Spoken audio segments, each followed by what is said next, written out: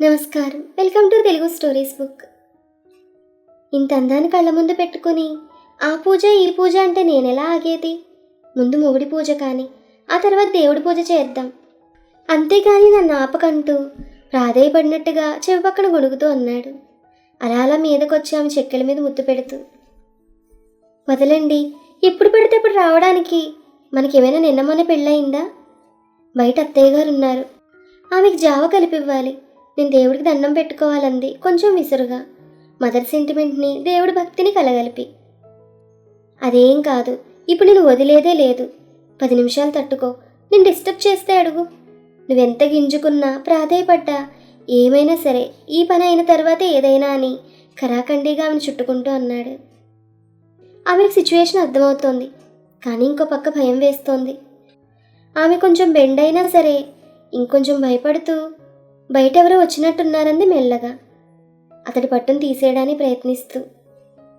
కానీ అప్పటికే అతను ఒక నిర్ణయానికి వచ్చాడు.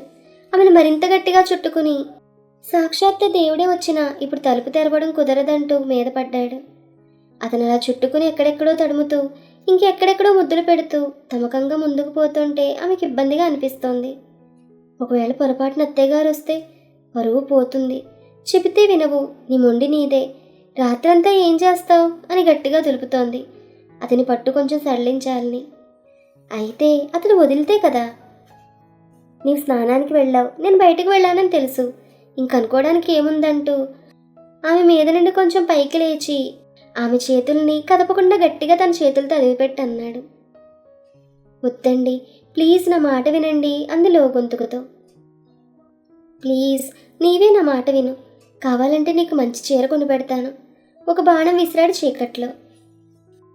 ఇంకామె ఎలాగూ విడిచిపెట్టడు, ఏం చేద్దామని మనసులో అనుకుని అయితే పట్టుచీర కావాలంది సంతోషంగా. అతనికి పరిస్థితి అర్థమవుతోంది. ఇప్పుడు ఈ అవకాశాన్ని చేజారనివ్వద్దు అనుకుంటూ, ఏ చీర కావాలంటే చీర కొనుక్కో, ఇప్పుడు నన్ను మాత్రం ఆపకంటూ ప్రాధేయపడ్డాడు, ప్లీజ్ ప్లీజ్ ప్లీజ్ అంటూ. ఆమెకు నవ్వొస్తోంది. ఎంత మగాడైనా ఈ విషయంలో కాంతదాసుడే అనుకుంటూ ఇక టైం వేస్ట్ తప్ప ఏం ఉపయోగం లేదని అర్థమై అలా అలా అతడికి అనుకూలంగా దగ్గరకు తీసుకుంది అతన్ని.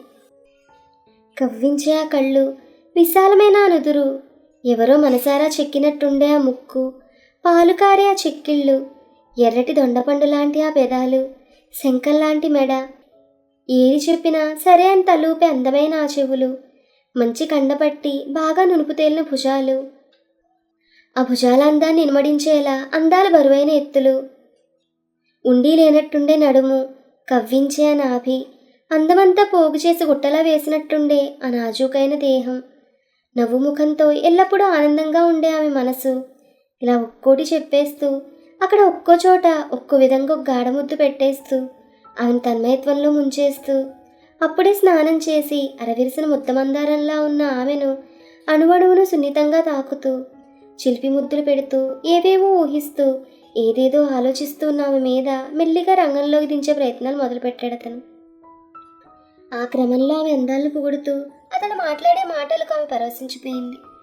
ఆమె ఇచ్చిన అనుకూల సందేశాలతో కొద్దిగా హుషారొచ్చిన వాళ్ళ రెచ్చిపోయాడు. అతని ఇష్టాలు తెలిసిన యవ్వనవతి అతనికి అనుకూలంగా ఉంటూ అతన్ని ప్రేరేపిస్తూ తన ఆనంద పారవస్యంలో మునకలు వేస్తోంది. అతడి కిక్కెక్కించే మాటలకు, హుషారు గొలిపించే చిలిపి చేష్టలకు హాయిగా ఊకొడుతూ అతన్ని తన చేతులతో సైగలతో మత్తెక్కించే అందాలతో మురిపిస్తూ మైమరిపిస్తూ ఎక్కడికో తీసుకువెళ్ళిన ఆమె కూడా హుషారు కల్పిస్తూ రసక శృంగార సామ్రాజ్యంలో ఇద్దరూ అలా అలా విహరిస్తున్నారు. ఎవరూ ఓడిపోని యుద్ధంలో తన దగ్గరుండి విజయాన్ని అందించి మధురానుభూతులు మిగిల్చిన అతడి మీద ఆమెకు ప్రేమ పెరిగి అతడి ముఖాన్ని తీసుకుని చిక్కడు ముద్దిచ్చింది పరవశంతో. ఆ జంట ఒక చల్లని సాయంకాలం ఇంత మధురంగా గడిపినందుకు చల్లటి గాళ్ళు కూడా పరవశించి నాట్యమాడుతున్నాయి గదిలో. ఏ ఆచ్ఛాదన లేకుండా ఒకరి ఒళ్ళో ఒకరు తలదూర్చి చేసిన రసక యుద్ధం ముగిసిన తరువాత అలసిపోయి అతడు అలాగే వెల్లకిలా పడుకుని విశ్రాంతి తీసుకుంటున్న ఆమె వీపు మీద తన తల పెట్టి హాయిగా రెస్ట్ తీసుకుంటున్నాడు. ఏదో ఆలోచనలో ఉన్నప్పటికీ అనుకోని విధంగా భర్తీలా రావడం, ఆవేశంగా మీద దూకడం, ఒళ్ళంతా ఆక్రమించడం, ఏదో పిల్లలు నిద్రపోయిన తర్వాత తూతూ మంత్రంగా భయపడుతూ హడావిడిగా పని కానిచ్చే పరిస్థితుల్లో చాలా రోజుల తర్వాత ఇలా హాయిగా మనసు విప్పి మాట్లాడుకుంటూ సంతోషంగా గడపడం ఆమెకు కూడా ఎంతో హాయిగా ఉంది. తనివి తీరా యుద్ధం చేసి విజయుడు అలా పక్కకు వాళ్ళు సోలిపోయాడు. మనసు నిండా సంతోషం నిండగా అనుకోని వరంలా కలిసి వచ్చిన అవకాశాన్ని చక్కగా ఉపయోగించుకొని అలా ఆ ఆనందంలో తేలియాన్న అతను ఒక్కసారిగా అనుమానం వచ్చిటి మళ్ళాడు. కళ్ళు తెరిచి చూస్తే అటు తిరిగి పడుకుని ఆలోచిస్తోందామె. ఎన్నో రోజుల తర్వాత తనివి తీరా అందాల విందు ఆస్వాదించిన తర్వాత ఆమె రియాక్షన్ ఎలా ఉంది ఏంటో చూద్దామని ఆ ముఖాన్ని పొదువు పట్టుకొని తన వైపు గుంజుకొని ఆమెను పరీక్షగా చూశాడు. ఏమైంది అని మెల్లిగా భుజం పట్టుకుని తన వైపుకు లాక్కుని విచారిస్తే అప్పుడు అసలు విషయం చెప్పింది. వికాస్ కాలు కాలిన పిల్లిలా ఇంట్లో అటు ఇటు తిరుగుతున్నాడు. తనకు అర్థమవుతోంది. అప్పటికీ అది ఇది అని సాయం చేస్తున్నాడు. ఎవరైనా దొరుకుతారేమో అని ప్రయత్నిస్తున్నాడు. కానీ ఏం లాభం, తెలిసిన వాళ్ళందరికీ చెప్పాడు. కానీ అదేం కర్మో ఎవరూ రావడం లేదు. రాజీకి మధ్య పని ఎక్కువైంది. ఇన్ని రోజులు ఆ ఇంట్లో నమ్మకంగా పనిచేసిన పిల్లకు ఈ మధ్యనే పెళ్ళయింది. పెళ్ళికి కూడా 2 రోజులే సెలవు తీసుకుంది. అంతా బాగానే ఉందనుకునే సమయంలో పిడుగులాంటి వార్త. ఆమె మొగుడికి పట్నం మీద గాలి మళ్ళింది. అనుకున్నదే తడవుగా వెళ్ళొస్తానమ్మగారు, పిల్లలు జాగ్రత్త అని చెప్పి వెళ్ళిపోయింది. అప్పటికి నీకేం తక్కువ చేశానే, అందరికంటే ఒక 200 ఎక్కువ ఇస్తున్నాను కదా అని ఆమె అన్నా కూడా వినిపించుకోలేదు. నీకెవరైనా తెలిసిన వాళ్ళు ఉంటే చెప్పవే అన్నాను నేను. సరే సారు, అట్లే చెబుతాలే అంది. కానీ ఇప్పటికి 20 రోజులైంది ఆమె వెళ్ళి. ఇంట్లో 5గురికి వండడం, చిన్నపిల్లలకు స్నానాలు వాళ్ళని తయారు చేయించి, అమ్మకు టిఫిన్ భోజనం అన్నీ తయారు చేసి, అంట్లు బట్టలన్నీ తోముకుని సర్దుకుని బస్టాండ్కి వెళ్ళేసరికి ఒక్కోసారి ఆ బస్సు పోతే ఆటోలు పట్టుకుని స్కూల్కి పోయేసరికి వాళ్ళ హెడ్ మాస్టర్ ఒక్కటే క్లాసు. ఇన్ని రోజులు రంగమ్మ ఉండేసరికి మాకేం అర్థం కాలేదు. ఉదయమే వచ్చి పనంతా చేసి బయట మొత్తం కడిగి ముగ్గులు పెట్టి రాత్రంట్లన్నీ తోమి అవసరమైతే మా 2 పిల్లలకి స్నానాలు స్కూల్ డ్రెస్లు వేసి బూట్లు వేసి రెడీ చేయించేది రంగమ్మ. ఈలోపు మా ఆవిడ వంట పని పూర్తి చేసుకుని మిగతా చిన్న చిన్న కార్యక్రమాలన్నీ పూర్తి చేసుకుని ఆమె 8 గంటలకే తయారైతే అప్పుడే నిద్రలేచిన నేను హడావిడిగా ముఖం కడుక్కొని టీ తాగి ఒక పావు గంట ముందే బస్టాండ్లో నా బండిపై ఆమె దించేసి వచ్చేవాడిని. నిదానంగా ఇంటికొచ్చి స్నానం చేసి టిఫిన్ తినేసి ఎప్పుడో 10 గంటలప్పుడు హాయిగా ఆఫీస్కి బండి మీద పోయేవాడిని. రంగమ్మ ఇల్లు ఇంటి పక్కనే ఉండడంతో మధ్యాహ్నం పూట మా అమ్మకు అన్నం పెట్టి ఇల్లంతా శుభ్రంగా కడిగి తుడిచి అమ్మకు స్నానం చేయించి ఇంటికి కాపలాగా కూర్చుంటూ ఆమెతో పాటు టీవీ చూస్తూ అమ్మకి ఇంత కాలక్షేపం అయ్యేది. మాకు కొంత అండగా ఉండేది. అందుకని మా ఆవిడ ఆమెకు కూడా మాతో పాటే టిఫిన్ భోజనం కూరలు అవన్నీ ఇచ్చేది. నేను కూడా పిల్లలకి తెచ్చే స్వీట్స్ పండ్లు ఎటువంటి అరమరిక లేకుండా రంగమ్మకి ఇచ్చేవాడిని. ఎంతో నమ్మకంగా పనిచేసేది కాబట్టి మేము ఇల్లు పూర్తిగా వదిలేసిపోయేవాళ్ళం. దాని కష్టానికి తగ్గట్టే అడిగిన దానికంటే ఎక్కువే ముట్ట చెప్పేవాళ్ళం. ఒక్క మాటలో చెప్పాలంటే ఆమె ఇంట్లో పిల్లగా ఉండేది. మాకు అవసరానికి బాగా పనికొచ్చేది. పెళ్లి తర్వాత కూడా కొన్ని రోజులు బాగానే ఉంది మాకు. పెళ్ళికి కూడా ఏం తక్కువ చేయకుండా ఒక పట్టు చీర, మంచి గిఫ్ట్, కొత్త సామాను, పెళ్లి ఖర్చులో కొంత డబ్బు సహాయం కూడా చేశాం. అయితే ఇవన్నీ ఎప్పుడూ మేము లెక్క వేసుకోలేదు. కాకపోతే ఇప్పుడు నా పరిస్థితి అధ్వానమైంది. అమ్మకు నేను ఒక్కగానొక్క కొడుకు కావడం, ఆమె పక్షవాతంతో లేవలేకపోవడంతో కొంచెం ఇబ్బందిగా ఉన్నా రంగమ్మ తోడుండడంతో రాజుకి ఇన్ని రోజులు ఎటువంటి ఇబ్బంది ఉండేది కాదు. రాజీకి ఇంట్లో కేవలం టిఫిన్స్ భోజనం మాత్రమే చేస్తే సరిపోయేది. దాంతో శరీరానికి కొద్దిగా విశ్రాంతి, నాకు చక్కటి అవకాశం. ఇంట్లో వంట చేస్తున్నప్పుడు పిల్లలు బయట ఆడుకుంటున్నప్పుడు నేను అలా దొంగచాటుగా పోయి రాజుని వెనక నుండి గట్టిగా వాటేసుకోవడం, మెడ మీద వీపు మీద ముద్దుల వర్షం కురిపిస్తూ ప్రేమగా తన దగ్గరికి తీసుకోవడం, రకరకాల చిలిపి పనులు చేస్తూ ఉంటే కొద్దిగా ఆనందంతో కూడిన కోపాన్ని ప్రదర్శిస్తూ పైకి వద్దంటూనే కావాలని ప్రేరణ ఇవ్వడం, ఇలా తనలో ఉత్సాహాన్ని నింపడం. ఆ స్ఫూర్తితో పడక గదిలో తను కూడా పూర్తిగా రెచ్చిపోయి నాకు సర్వసుఖాలు చూపెడుతూ నన్ను అదే పనిగా మైమర్పించడం. అలా మా కాపురం 3 పువ్వులు 6 కాయలుగా తయారైంది. కానీ అన్ని రోజులు ఒకలా ఉంటే అది జీవితం ఎందుకు అవుతుంది?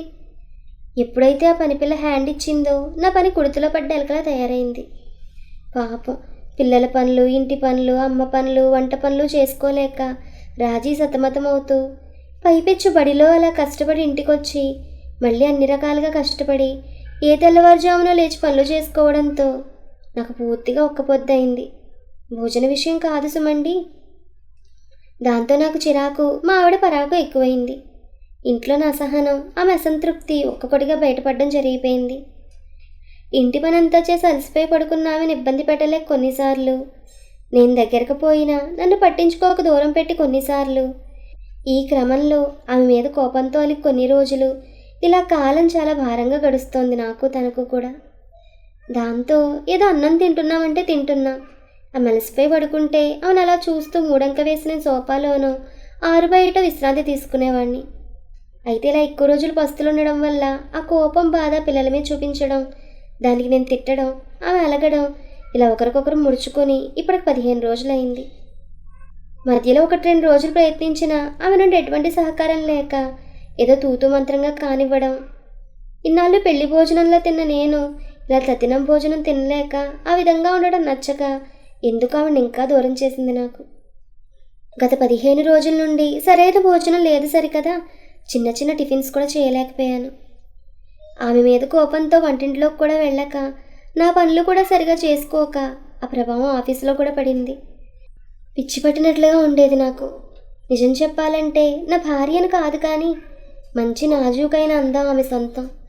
ఆ కళ్ళల్లో ప్రేమ, నాపై చూపించే ప్రేమ, ఆత్మీయ చూపులు, ఆ అభిమాన చేష్టలు, ఆ చిలిపి నవ్వులు, ఆ కొంటె పనులు, అలా పనిచేస్తున్నట్టు చేస్తూ నాకు పెట్టే చెక్కిలి గింతలు, అలా పక్క నుండి పోతూ చిలిపిగా చేసే టచింగ్లు, బాత్రూంలో స్నానం చేస్తూ కావాలనే సబ్బు తెమ్మని అడగడాలు, నేనున్నా అని తెలిసినా నా ముందే చీర మార్చుకుంటూ కనికట్టు చేయడాలు, కావాలనే ఏదో చేసేస్తూ నన్ను రెచ్చగొట్టడాలు, ఇలా ఒకటా రెండా తలుచుకుంటేనే ఎంత హాయిగా ఉండేది.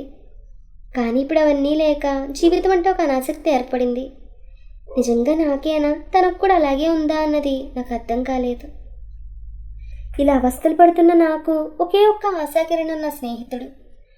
రోజు ఉదయం సాయంత్రం గేమ్స్ కోర్టులో అలసిపోయేంత వరకు బ్యాడ్మింటన్ ఆడి, కొద్దిసేపు వాకింగ్ చేసి, 1 గంట సేపు లోకాభిరామాయణాలు మాట్లాడి, ఇంటికొచ్చి వండి పెట్టినవి తినేసి 1 గంట సేపు ఫోన్లో చిట్చాట్ చూసేసి, నిద్ర వచ్చేంత వరకు టీవీలో ఏదో ఛానల్స్ తిప్పేసి నేను బెడ్రూమ్లోకి పోయేసరికి మా ఆవిడ గుర్రు పెడుతూ పడుకునేది. ఇలా ఎన్ని రోజులు అని నాలో నాకు దిగులైంది. నన్ను చూసి వాడికి అనుమానం వచ్చినట్టుంది. రకరకాలుగా గుచ్చి అడిగాడు.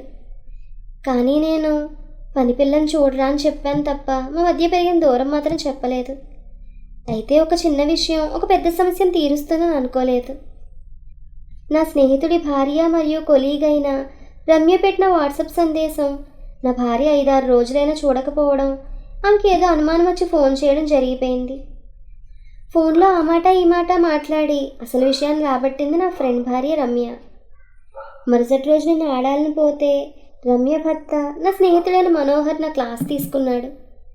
భార్య అంటే కేవలం ఒక మిషన్ కాదు, డబ్బులు సంపాదించి ఇంట్లో వండి పెట్టి నీకు సకల సౌకర్యాలు కల్పించి పడగదిలో నీకు సర్వసుఖాలు ఇవ్వడానికి ఆమె రోబో కాదు, నీలాంటి మనిషే కదా.